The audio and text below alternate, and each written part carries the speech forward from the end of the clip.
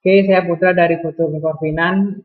Dalam video ini saya akan memberikan suatu pandangan terhadap analisa yang bisa kita lakukan terhadap keuangan suatu perusahaan. Nah, di video ini saya ingin memberikan pandangan yang berbeda. Jadi nanti akan ada dua istilah. Pertama financial analysis. Ini nggak usah dibul ya. Dan financial statement analysis. Nah, kalau financial analysis ini merupakan analisa dengan memperhatikan seluruh faktor-faktor keuangannya. Semua faktor keuangan diperhatikan. Dan kalau dalam keuangan salah satu contohnya ya, ini salah satu contoh saja, diperhatikan misalnya time value of money contohnya. Karena dalam keuangan time value of money merupakan salah satu dasar yang paling kuat perbedaan terhadap nilai uang.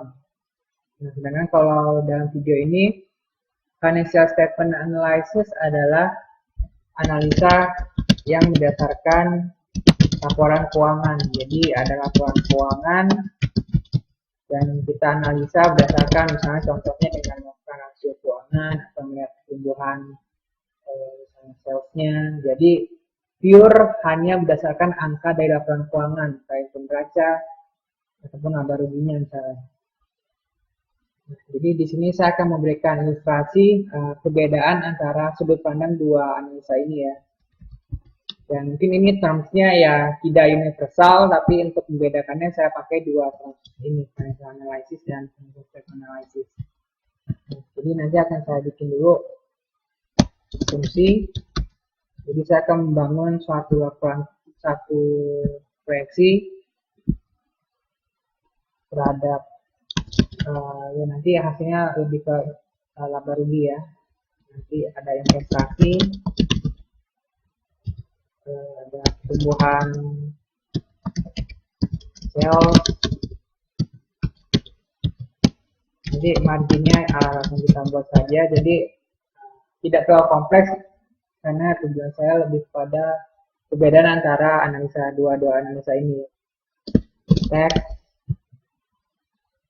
dan oh iya proses solusi.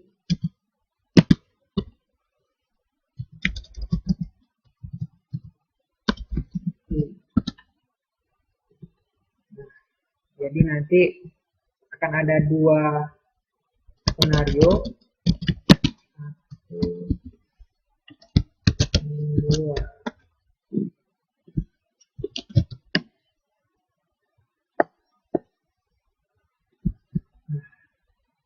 Ini ya kita input investasinya nanti tanggal 15. Ini dengan persen.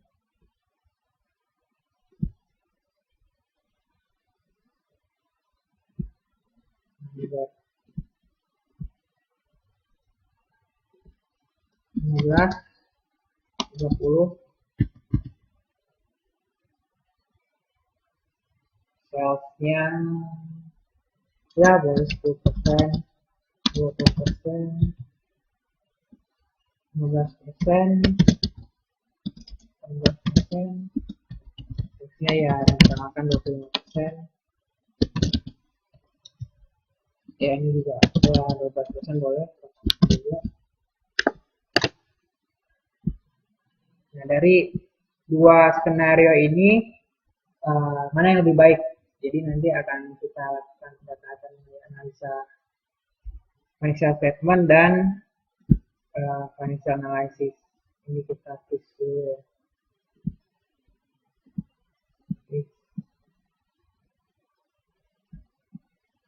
Ya. Nah, jadi perhitungannya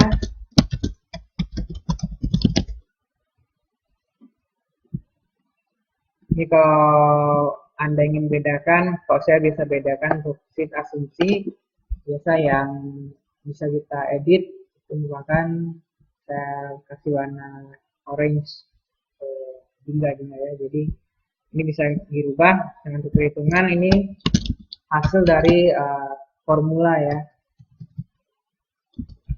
formula berdasarkan asumsi yang di atas. Nanti kita akan buat dulu ini T0 nya. Jadi ini awal bergeraknya ya, pertamanya sales ya pasang 200 ya, EBIT marginnya, EBIT ini ya kita samakan dulu saja dengan 15%, ini buat T0.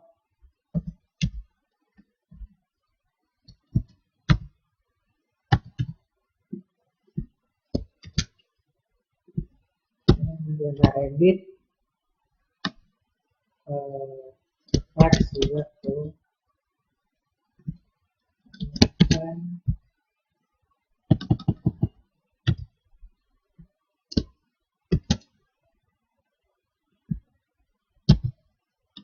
ya, 12%, dan terakhir net profitnya.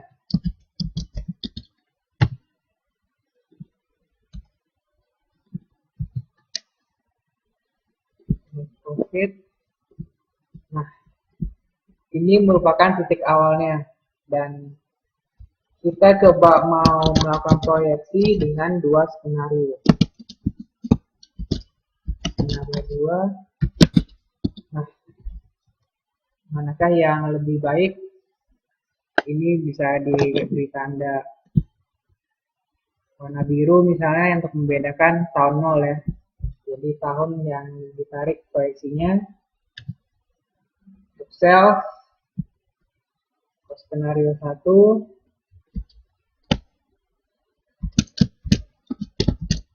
plus 10%. Dengan kalau skenario 2 20% dari T0 nya ya, jadi dia akan bertumbuh 20% dari 200. EBIT nya ya sekian persen dari sales,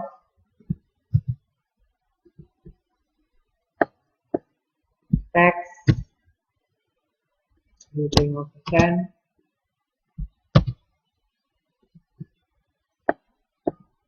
dapat netnya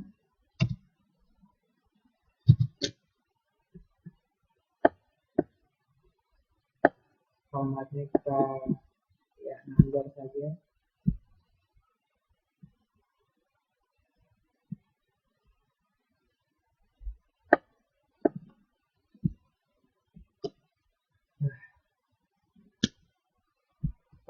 Net profitnya skenario 1 24,8, skenario 25,2.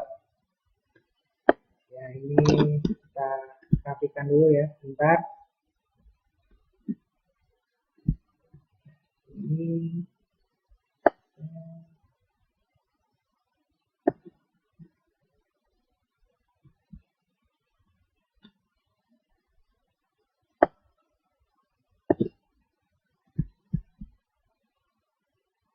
oke. Nah, kalau kita melakukan financial statement analysis, selain rasio-rasio keuangannya, nah biasanya yang dilihat ya misalnya kalau gampangnya kita lihat satu laporan keuangan, kita pasti lihat oh bagaimana nih salesnya, oh bertumbuh. Kalau kita tidak teliti ya kita lihat wah kita asumsikan pertumbuhan sales pasti baik nih, nampaknya pasti positif. Kalau kita lihat lagi bagaimana dengan net profitnya, oh ternyata bertumbuh dibandingkan dengan T0.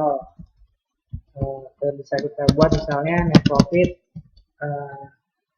growth misalnya, karena kalau financial statement yang kita bisa gunakan hanyalah ya data di laporan keuangannya saja. Misalnya growth-nya ini dikurang lagi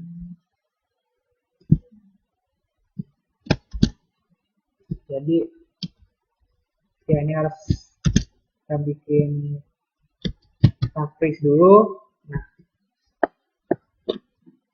misalnya ya ada yang 10% dan 12%. Jadi bisa kita bilang pertumbuhan ini skenario 2 lebih baik dibandingkan dengan skenario 1. Dan profitnya juga lebih baik skenario 2 dibandingkan dengan skenario 1. Kalau kita pakai financial statement analysis. Nah, kalau financial analysis sedikit berbeda karena saya nanti akan lebih ingin mengarahkan semuanya, baik itu kinerja perusahaan, yang dilihat adalah ujungnya adalah value-nya, value si perusahaannya.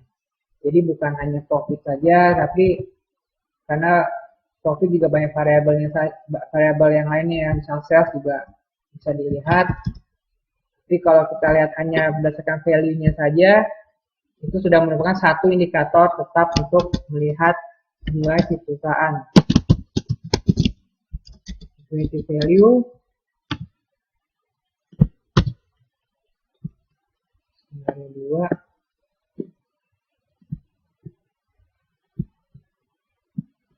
Nah, ya teknologi juga boleh kita lihat.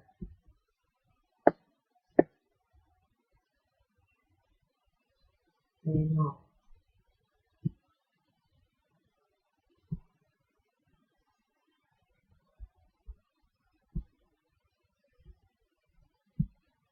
ya, equity value net profit bagi dengan cost of equity-nya. Berapa value yang sudah dihasilkan ya, karena biasanya tidak ada debt. Terlihat juga ternyata value skenario 2 lebih besar dibandingkan dengan skenario 1. Nah, tapi kita tidak boleh lupa ada investasi yang dikeluarkan. Investasi ini tarik, ini number. Nah, untuk skenario 2 dia investasinya lebih besar karena ya ini logis ya. Salesnya tumbuh lebih besar, maka investasinya juga untuk mendorong sales dibutuhkan investasi yang lebih besar. Nah, baru kita kurangkan antara equity value kurang investasi.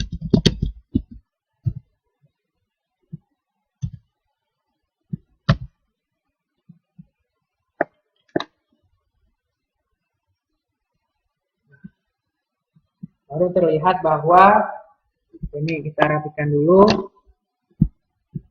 Nah, jadi kalau dalam financial analysis kita menambahkan faktor equity value atau cost of equity-nya. Nah, ini yang tidak ada pada financial statement analysis. Ya, kalau kita bandingkan antara skenario 1 dan skenario 2 untuk tiap pekerjaan ya.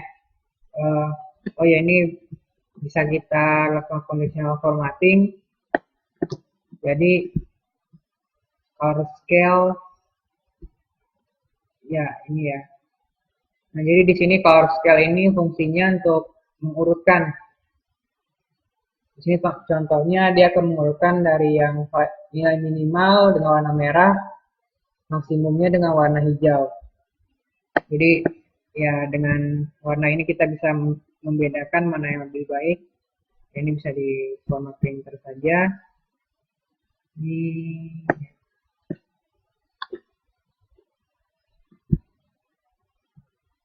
ya. Nah, jadi bisa lebih kebaca ya. Untuk yang skenario 1 dia lebih rendah untuk net profit dan net profit growth-nya, tapi untuk equity value per investasi dia lebih tinggi. Sedangkan skenario kedua, walaupun net profit-nya dan growth-nya juga lebih tinggi, tetapi ternyata value-nya lebih rendah.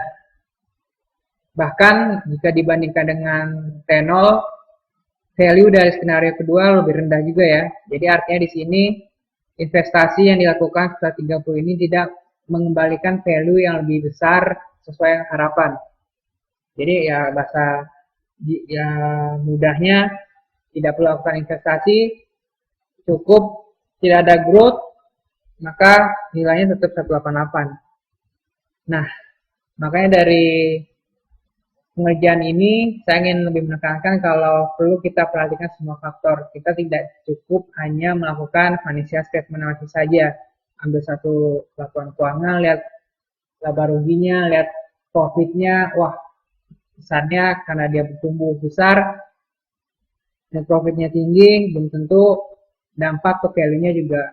Fokus utama di financial analysis di sini lebih menekankan pada value-nya. Jadi nanti di video berikutnya saya akan menjelaskan salah satu approach-nya yaitu dengan menghitung shareholder value. Ya di sini pendekatannya mirip dengan kalau Anda pernah dengar DCF, discounted cash flow, mirip seperti itu. Nanti juga bisa dihitung berapa shareholder value edit, yaitu pertambahan shareholder value dari tahun ke tahunnya seperti ini ya. Dan nanti akan saya bangun lebih lengkap modelnya. Untuk itu terus perhatikan video-video kami baik di YouTube atau di website kami di www.fotomukafinan.com, atau kalau ada pertanyaan bisa ke forum@gmail.com.